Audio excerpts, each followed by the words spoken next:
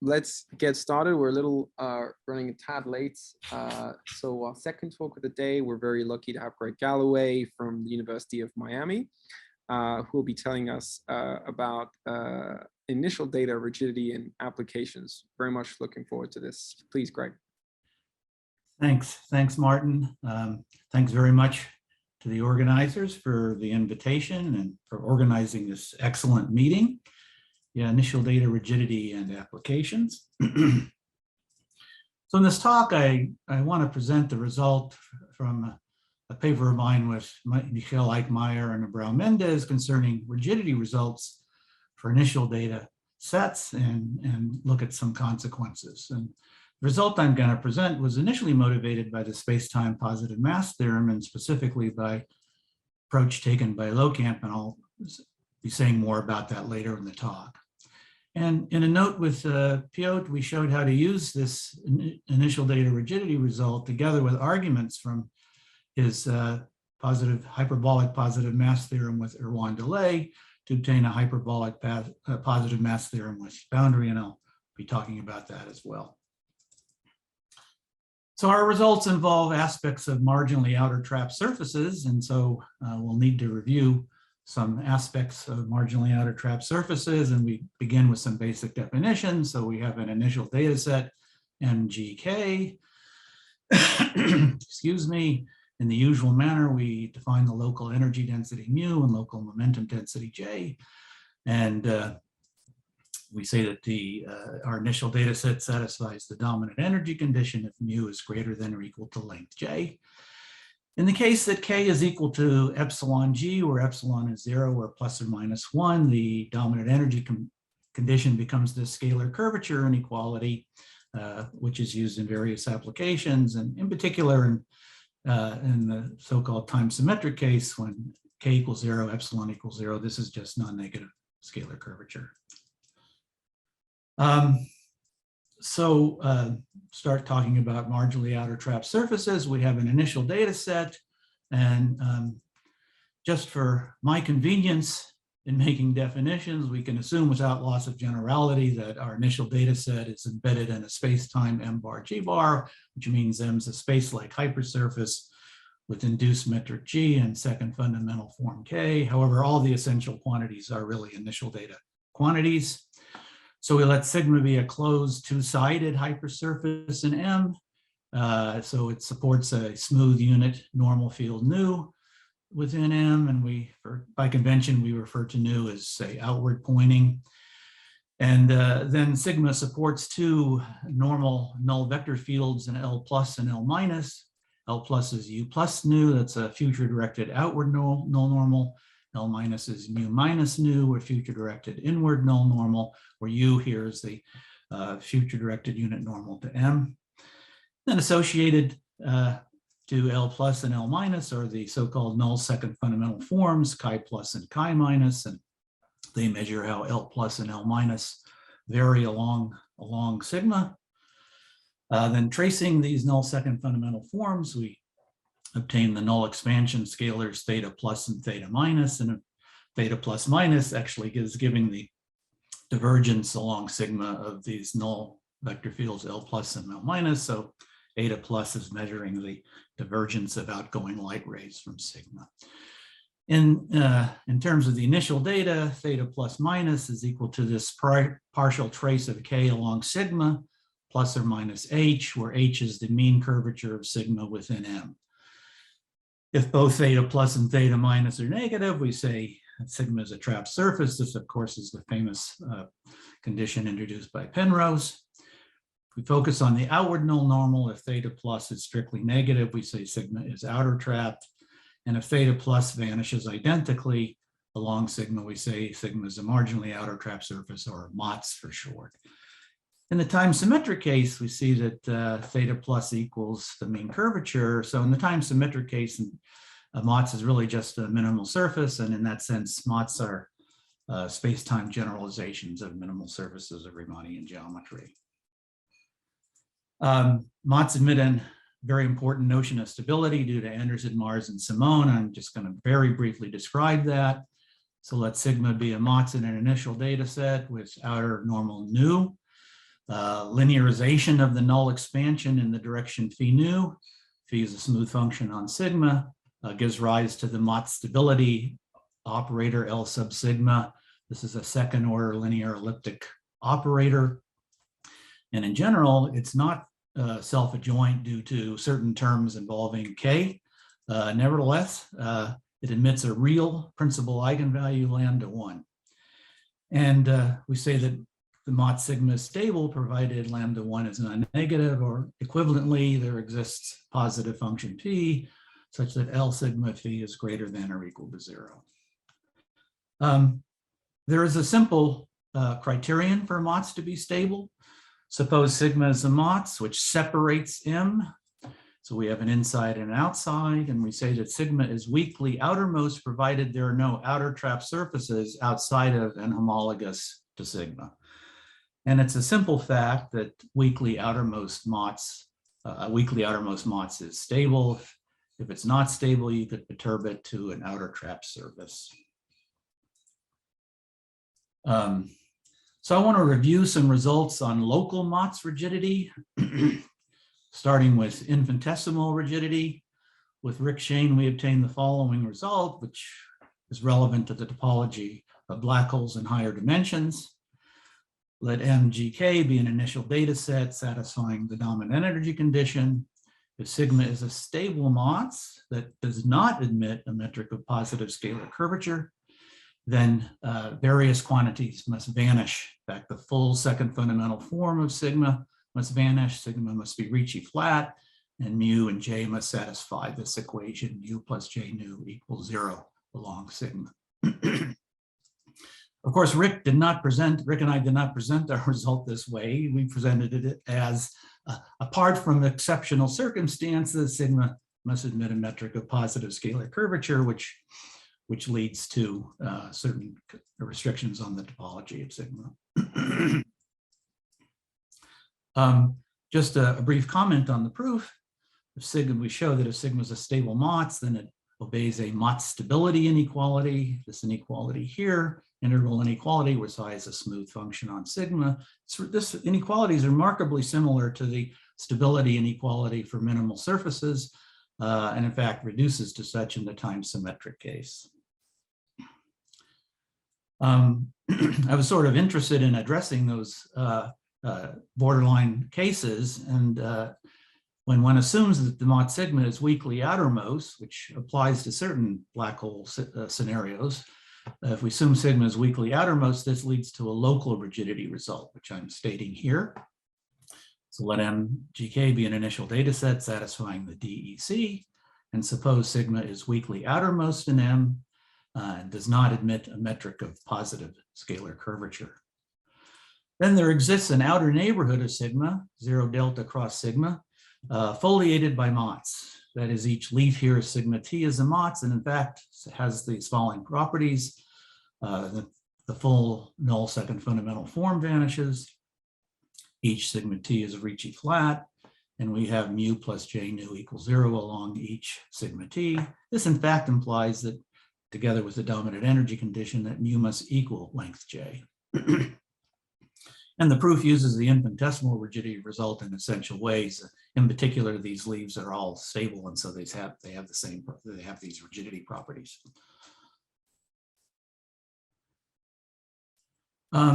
So I want to talk about a global Motts rigidity result, which is in some sense a globalization of the local Motts rigidity result. And as I mentioned in the introduction,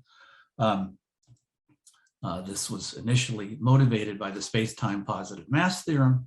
Here I've stated the space-time positive mass theorem of Eichmair, Huang, Li, and Shane. Let MGK be an n-dimensional, m between 3 and 7, asymptotically flat initial data set with ADM energy momentum EP. If the dominant energy condition holds, then E is greater than or equal to length P. The proof they give is a Motts-based proof, and in a very general sense, the Motts play the role in their proof analogous to the role of minimal surfaces in the Shane-Yao proof. Now in this preprint of Locamps, he presents a different proof, And by his approach, the proof reduces to the following result in his preprint. Non-existence of U minus length J positive islands, which says the following. Let MGK be an initial data set that is isometric to Euclidean space and has K equals 0 outside some bounded set U. Then one cannot have mu strictly greater than length J on U. One cannot have strict dominant energy condition on U. And this global Motz rigidity result I want to talk about is a rigid generalization of Lokamp's no island result in dimensions 3 through 7. And so I want to begin to describe that. So take the setting in the Lokamp no horizon result. We can do a compactification. So we identify, we put U in a big box. We can identify n-1 sides. And what we obtain is a compact manifold. I'm still calling it M, with boundary sigma naught union S, where sigma naught and S are flat tori, and they're totally geodesic because K is equal to 0. They're actually space-time totally geodesic. They're Motz in particular. And this is roughly the setting for this global Motz rigidity result I want to state, but we wanted to prove something a bit more general. So in our result, we assume that, sorry about that, let me take some water. In our result, we assume that sigma naught satisfies what we call the cohomology condition. This is the condition that there are n-1 elements of one cohomology such that this cup product is non-zero. It's certainly satisfied by the torus. A version of this condition is used in the paper of Shane and Yao in their higher dimensional Riemannian positive mass theorem. And there's a very nice discussion of this condition in Dan Lee's book. We also assume another condition that M satisfies the what we call the homotopic condition with respect to sigma naught. This is slightly more general than assuming that there is a retract of M onto sigma naught. So, and it's satisfied in this picture. This compact manifold M we've constructed has almost product structure. It's a product, it's a torus cross an interval, connect some blob.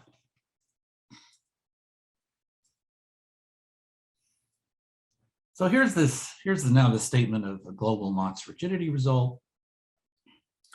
Let MGK be an n-dimensional and between 3 and 7, compact with boundary initial data set satisfying the dominant energy condition, and assume that the boundary of M can be expressed as a disjoint union, sigma naught union S, such that along sigma naught, the null expansion is less than or equal to 0 with respect to the normal pointing into M. And along S, the null expansion is greater than or equal to 0 with respect to the normal pointing out of M. And we assume further that sigma naught satisfies the cohomology condition and M satisfies the homotopy condition with respect to sigma naught. Then the conclusion is, by the way, these two conditions imply that sigma naught is necessarily connected, but we do not assume that S is connected. The conclusion is that M is diffeomorphic to an interval cross sigma naught, and each one of these leaves is a Motz, and in fact, the full null second fundamental form must vanish along the leaf.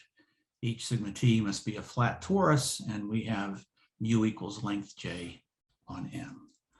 So this implies the no island result of Lokamp in dimensions 3 through 7 in particular. I'd like to make some comments about the proof. The proof consists of 3 elements. The first is, this is key, showing that sigma naught is a weakly outermost Motz in M. And then one uses the local rigidity result for weakly outermost Motz to obtain the neighborhood in which the conclusions of the theorem hold on this neighborhood 0 delta across sigma naught. And then the last step is to extend du to all of m. So I'd like to first make some comments here about this weakly outermost lemma. Under the assumptions of the theorem, sigma naught is a weakly outermost MOTS. There are no outer trap surfaces outside of sigma naught homologous to it. And let me like to say a few words about the proof of this. This uses everything. It uses the dimension restriction. It uses the cohomology condition. It uses the homotopy condition. So for a moment, assume that its sigma naught is at least a MOTS, and we want to show that it's weakly outermost. Well, suppose that it's not, then there's going to be an outer trap surface sigma naught, homologous to homologous to sigma naught. And now we are in the initial data set MGK. We're going to flip time, do a time symmetry, and consider the initial data set MG minus K. And there I've done the flip in MG minus K. We look at this region W bounded by S and sigma, sort of looking right to left now. We see that sigma has now strictly positive null mean curvature with respect to the normal pointing out of W, and S has non-negative null expansion with respect to the normal pointing into W. Now these are exactly the boundary conditions, barrier conditions for the now basic existence MOTS result due to Anderson and Metzger in 3 dimensions and Eichmair up to 7 dimensions based on analysis of Zhang's equation originally given by Shane and Yao. So applying this basic MOTS existence result, we get an outermost MOTS sigma prime in W. Sigma prime is homologous to sigma naught. Sigma naught obeys the cohomology condition. Then using the homotopy condition, that implies that in fact sigma prime obeys the cohomology condition, which means that sigma prime does not carry a metric of positive scalar curvature. And I'm not sure I mentioned that at the time. This condition guarantees that the manifold does not carry a metric of positive scalar curvature. So sigma prime doesn't carry a metric of positive scalar curvature. It's outermost. You can see from that in fact it must also be weakly outermost, and so we can apply the local MOTS rigidity result and get a local foliation by MOTS, but then that contradicts that sigma prime is an outermost MOTS. So that's the rough idea in the case that sigma naught to start with is a MOTS. If sigma naught, in fact, sigma naught must be a MOTS. If it's not, then the null expansion must be strictly negative somewhere. And in this case, one can do a deformation, a perturbation of sigma naught to produce an outer trap surface, and then outside of sigma naught, and then one can run the argument again to get a contradiction. And Anderson and Metzger showed how to do this using null mean curvature flow.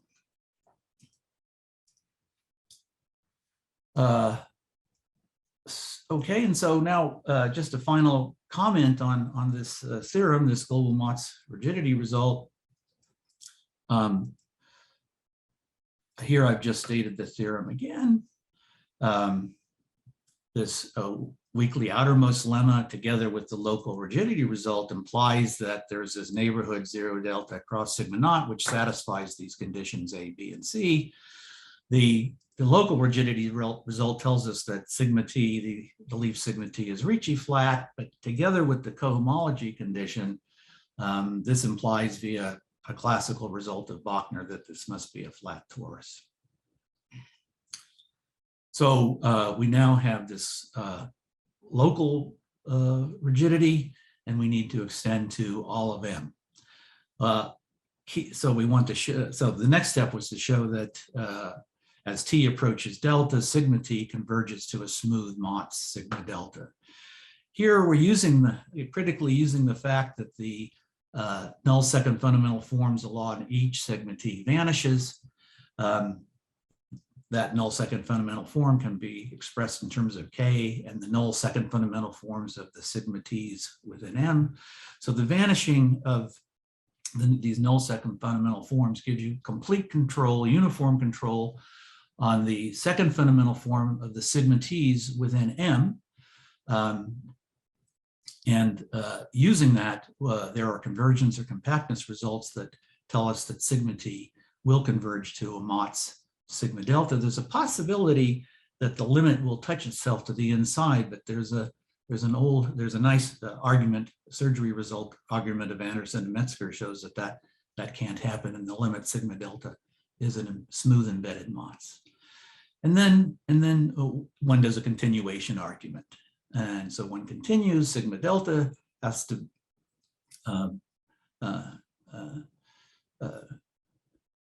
satisfy necessary conditions, so we can apply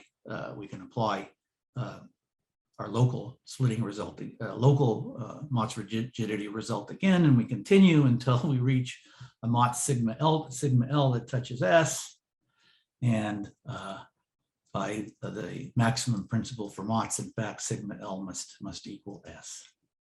So that's a few comments about the proof of this result. So I referred to it as a global Motz rigidity result. There's actually a fair amount of flexibility still here, as we indicate with an example in our paper. To get stronger rigidity, we imposed a certain convexity condition on K. And in particular, when you let K equal minus epsilon G, where epsilon is 0 and 1, what we obtain is a scalar curvature, Riemannian scalar curvature rigidity result, which I mentioned here. It's sort of two theorems in one, depending on whether epsilon is 0 or epsilon is 1. So just reading the statement here, let M be an n-dimensional, n between 3 and 7, compact Riemannian manifold with boundary, having scalar curvature greater than or equal to minus n times n minus 1 times epsilon, where here epsilon is 0 and 1. And we assume that the boundary can be expressed as a disjoint union, sigma naught union S, such that the following mean curvature conditions hold. Mean curvature of sigma naught satisfies H less than or equal to n minus epsilon with respect to the inward pointing normal. And the mean curvature of S satisfies H greater than or equal to n minus 1 epsilon with respect to the outward pointing null normal. And again, assume that sigma naught satisfies cohomology condition, and M satisfies the homotopic condition with respect to sigma naught. Then, in fact, Mg is isometric to this warped product. In the case epsilon equals 1, or in the case epsilon equals 0, it's an actual product, where here sigma naught G naught is a flat torus. So we get this as an application of our results, this scalar curvature rigidity result. I have a few comments here. Let me just mention the last one here. Theorem B is closely related to some results with Hyun-Chul Chang and published in the proceedings of the AMS. Further discussion of this is in this review article, survey article here. The main difference discussed in this case is that there's no outermost assumption required. Okay. So finally, I want to talk about how theorem A can be used with other results to obtain a positive mass theorem for asymptotically hyperbolic manifolds with boundary. Piotr at the beginning of his talk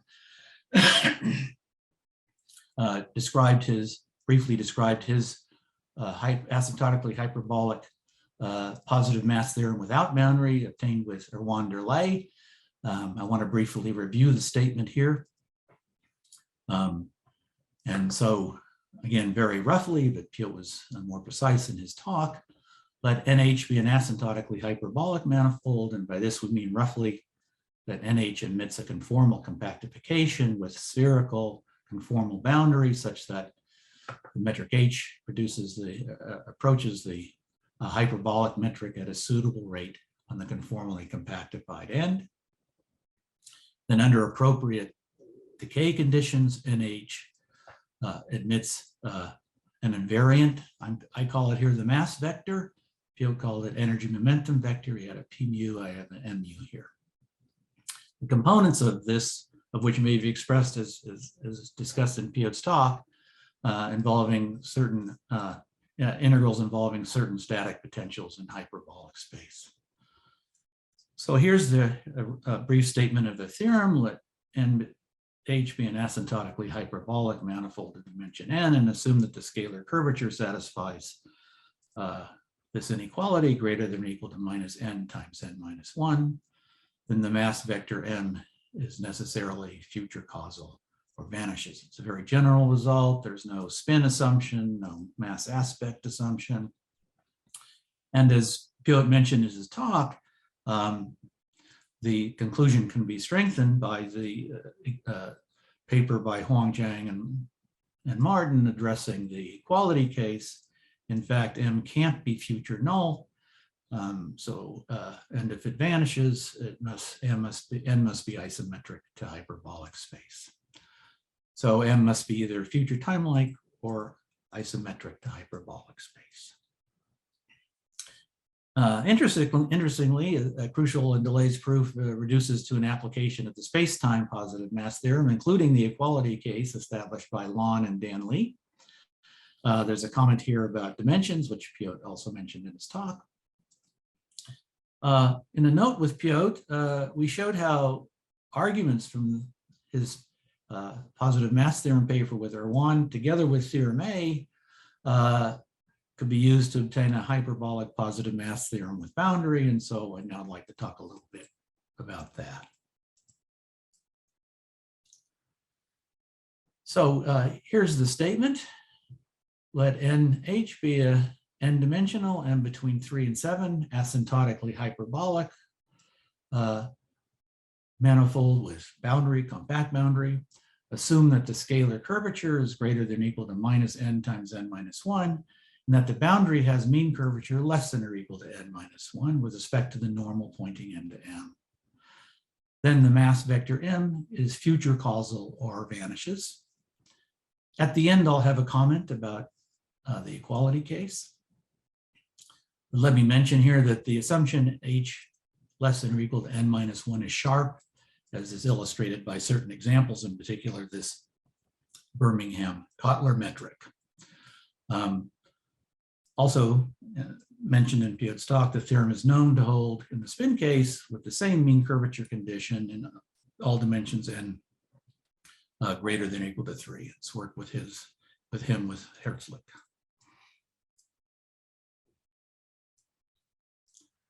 So I want to make some comments about the proof of this theorem. Since all three manifolds are span or orientable three manifolds, I guess I've really been assuming orientable from the beginning. We will restrict the discussion to dimensions between 4 and 7. And the proof of theorem C is by a contradiction. And it makes use of the following lemma, which is based primarily on arguments in Chruściel delay. So let n be an n-dimensional n greater than or equal to 4, asymptotically hyperbolic manifold with boundary. Assume that the scalar curvature is greater than or equal to minus n times n minus 1, and that the boundary has mean curvature less than or equal to n minus 1 with respect to the normal pointing n to n.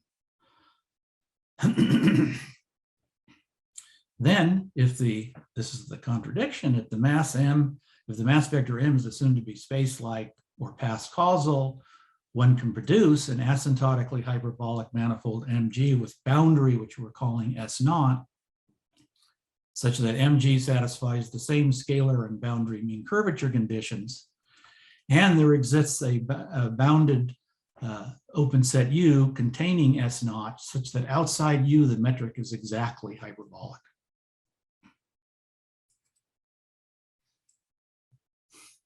And let me make a brief comment on the proof of this lemma. So we use Chruściel and Delay's localized boundary connected sum gluing, the mass key gluing that Piotr talked about in his talk, to produce an asymptotically hyperbolic manifold satisfying the same scalar and mean curvature conditions, such that mg now has a time-like path-pointing mass vector. This argument is also used in his positive mass theorem with Chruściel and Delay. So given this past time-like pointing mass vector, then we can apply a deformation result in this paper with Chruściel, Nguyen, and Pates to assume by a deformation near infinity that M has strictly negative constant mass aspect. Then we can apply an old deformation result in a paper with Anderson and Kai. Applying that, we can assume that mg in fact is exactly hyperbolic in a neighborhood of conformal infinity. One needs to check that after a necessary rescaling that the boundary mean curvature condition is still satisfied.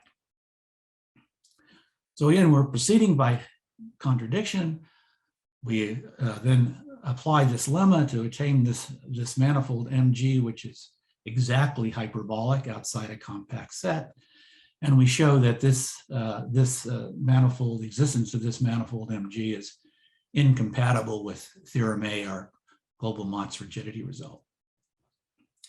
So we make a compactification now using the half space model for hyperbolic space. So again, we put U now in a big box, and using these isometries in the xi directions, the horizontal directions, we can identify n-1 sides of this box to produce a compact manifold M hat. So M hat is a compact manifold with boundary consisting of sigma naught, S1 and S0. I'm calling here S the union of S naught and S1. So M hat has boundary sigma naught union S. Sigma naught has mean curvature H equal -1 with respect to the normal pointing into M hat with the upward pointing normal. That's because sigma naught is part of a horosphere. Similarly, S1 has mean curvature n-1 with respect to the normal pointing out of M hat, again pointing up. And by our mean curvature assumption on sigma naught, on S naught rather, S naught will have mean curvature greater than or equal to -n-1 with respect to the outward pointing normal. So in summary, sigma naught has mean curvature H equal -n-1 with respect to the normal, with respect to the inward pointing normal, and S has mean curvature H greater than or equal to -n-1 with respect to the outward pointing normal. And the scalar curvature of M hat satisfies greater than or equal to n times n-1. Now we consider the initial data set M hat, G hat. We bring K hat into the picture. We let K hat equal G hat. Then one easily verifies the following. M hat, G hat, K hat satisfies the dominant energy condition. Theta plus equals 0 on sigma naught. And theta plus will be greater than or equal 0 on S naught union S1 on S with respect to the normal pointing out of M hat, out of M hat. Theta, again, theta plus is equal to 0 with respect to the normal pointing into M hat. These assumptions are made in theorem A, and in fact, one verifies that all the assumptions of theorem A are satisfied. So we can conclude that M hat is diffeomorphic to an interval cross sigma naught. But in particular, that means S is diffeomorphic to sigma naught, but that's a contradiction because S has several pieces, S naught and S1. So, so that's the fairly simple argument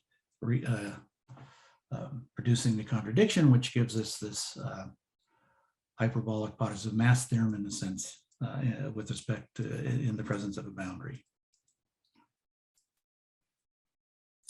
I have a few final remarks. In fact, the conclusion of theorem C that the mass vector is future causal or vanished can be improved. using results from this fairly recent paper of Lan and Hyunchul Jang, and in fact must necessarily be future timeline. And moreover, this manifold M occurring in the proof of theorem C is also compatible with the results in their paper as far as I understand.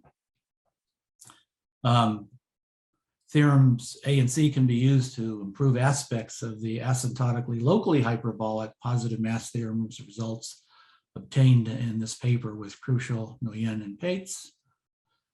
And I'll mention this very recent paper of Ali, Hung, and Curry, in which they obtained certain versions of results in our paper with Eichmair and Mendes in dimensions 3, using the level set method associated with space-time harmonic functions, which was discussed in Dimitri's talk yesterday. And with that, I will stop. Thank you very much. Okay, let's thank Greg for a wonderful talk. Thank you. Thank you. Right. Are there any questions for Greg?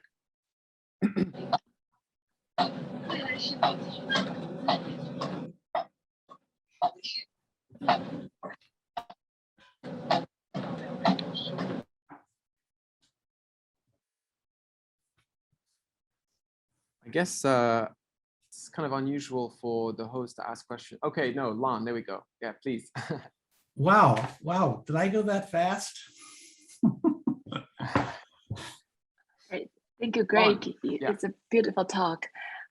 So in your positive mass theorem, the one with boundary, can you go back to the slide? I just want to see if I missed some assumption. Right. In the statement? In the statement.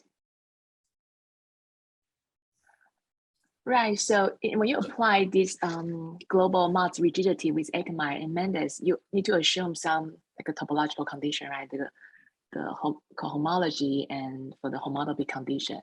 And it looks like you don't have to assume here, but you can verify the manifolds you get have that assumption. Yeah, so thank you, Lon. That's a good question. So after we get we have this manifold M that's exactly hyperbolic. We did this compactification, and so sigma naught is a torus, so it satisfies the cohomology condition. Okay, and and the homotopy condition is also satisfied because it's again this manifold we constructed has almost product structure. It's a torus across an interval, connected sum blob. Under those conditions, you can construct a retract of M onto sigma naught. I see. So the region which sorry, please go ahead. So the region which include the original boundary, not the conforming from the original boundary, you can think about as a small part, just connected sum to this product manifold. That's right. Exactly right. Yeah. Very nice. And then back to the global mass rigidity.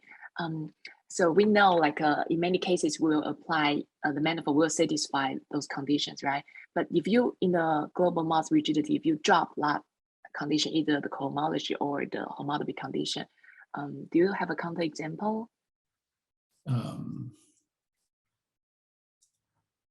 So you're referring to this theorem? Right, like a second bullet, the second item. If you drop that assumption, do you have counterexample?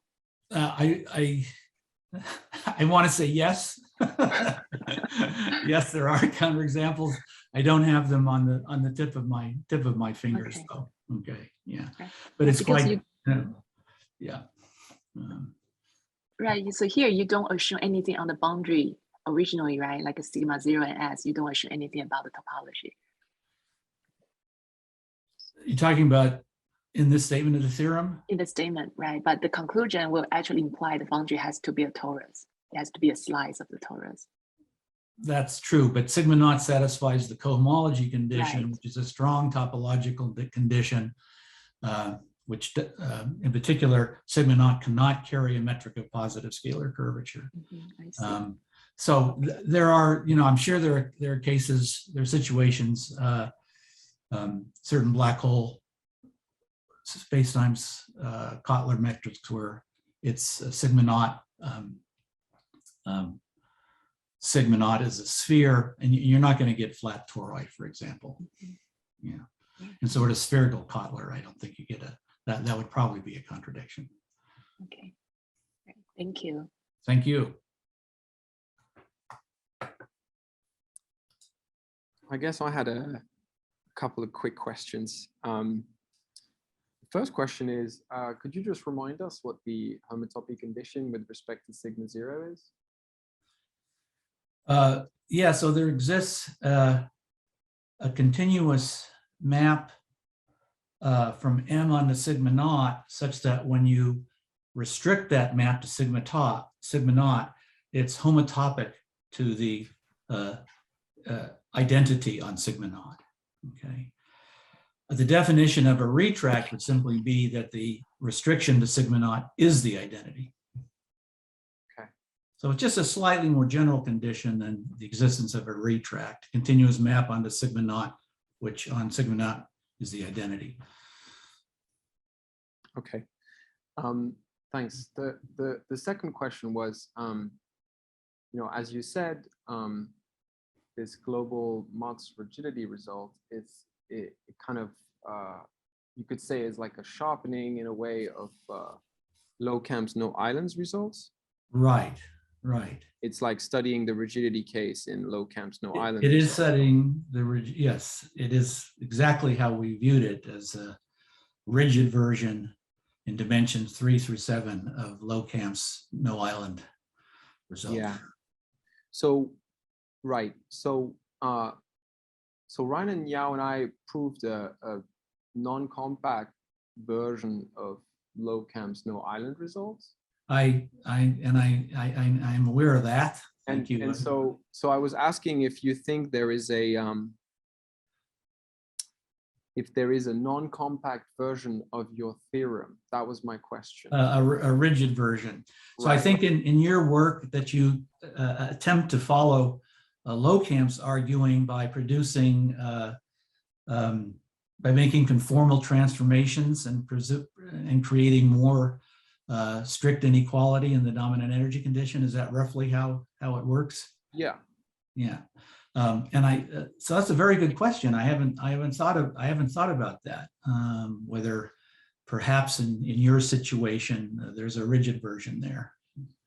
I mean, the simpler case would just be to study the Riemannian case. So maybe there's like something we're missing just if we try to turn this into a time symmetric result, can we show some rigidity results? So, right, so is there a Riemannian version we can even write down where you have a non-compact manifold, you have some boundary components, you have non-negative scalar curvature. In your case, excuse me, in your case, the boundary components are non-compact, is that correct?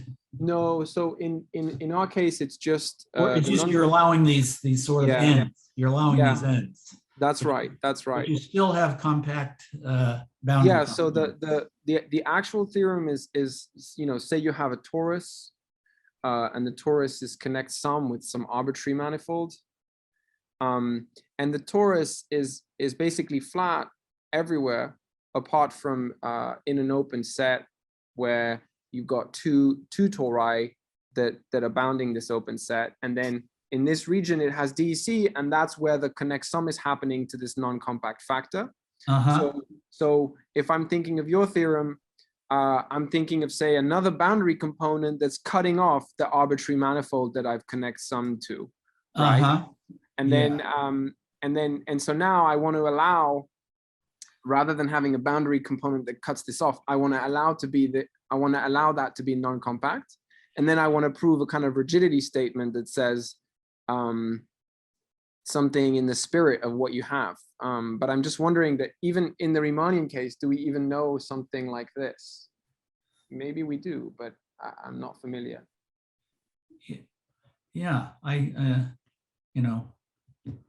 it's something I need to think about a little bit. I think it's a very nice question. Of course, here we've used this Mott's rigidity result, or in the minimal, in the Riemannian case, you would try to use some, minimize area or something like that. But again, in homology class, but compact homology class. But that's the thing, you don't have control on this thing going off to infinity, right? So you can get these fingers. Yeah. If you try to minimize area or something like that. Yeah, that's right. So so certainly I don't think that our argument is very three-dimensional. It's really just a three-dimensional result that uses the rigidity of stable mods in that context, which carry over kind of just like the Riemannian case because of Fischer-Kolb-Duchesne and work by yourself that really studies this. Yeah. But in the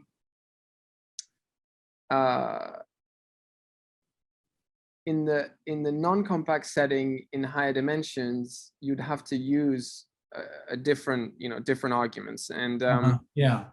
And I mean, the rigidity case for stable minimal hypersurfaces in this kind of context is the cylinder, right? And so somehow I'm trying to prove what I'm guessing is that maybe there's a non-compact version of this where I'm getting a cylinder that's foliating something, or something of that kind, or yeah. Right, and that's right. In the that just makes that just hit me, makes me recall something. Yeah, and this goes back to Fischer-Kolb-Duchesne. There is this cylinder case that comes up. Yeah. And if Eichmair, and I forget the name of his co-author, considered the case where that cylinder is area minimizing and did get a rigidity result in that case. Oh, yeah. So is this Chodosh maybe? Chodosh Eichmair maybe? No. It's Moraru? Yes, Moraru, thank you. Right. Okay, yeah. Yeah. I think that's right. I think there's probably a right. So I think there's probably a non-compact version of what you wrote down. Yes, absolutely. With the cylinder idea. I think that should be around the corner, perhaps, maybe. I don't know. Yeah, very good. Yeah. Okay. Well, we have another hand. As I just have a quick question. So you have these, I tried to sort of follow the overall outline of your proofs of your rigidity theorems, and they seem to be being done by contradiction, but I just wanted to confirm that, because when one is trying to consider an almost rigidity theorem where say the conditions are not held in an exact way, but are only almost true, it can help to know if there are certain quantities that are almost equal. So inside your proofs, were there certain quantities that were forced to be equal in your rigidity that might be studied by someone who is interested in the almost rigidity questions? Good question. Certainly they are. Certainly they are proofs by contradiction.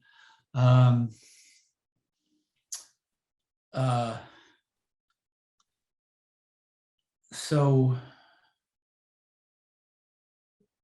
yeah, I guess I really don't have a good feeling about how to address your question. What do you think?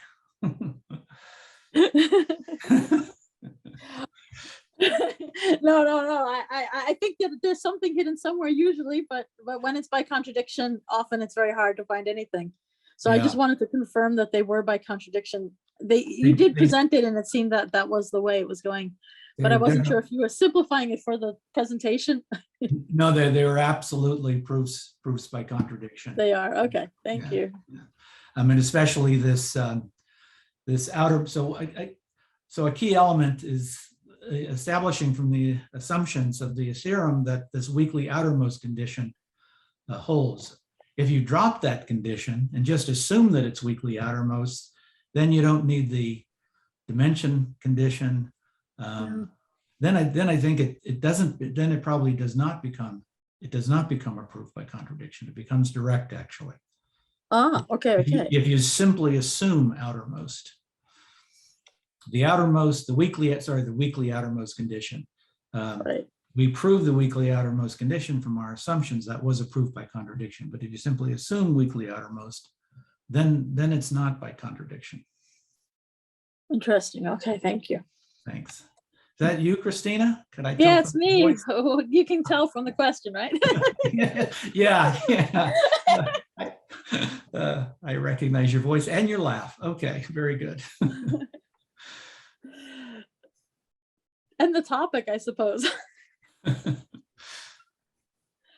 Yes, absolutely. It was a great talk. Thank you so much. By the topic, yes, thanks.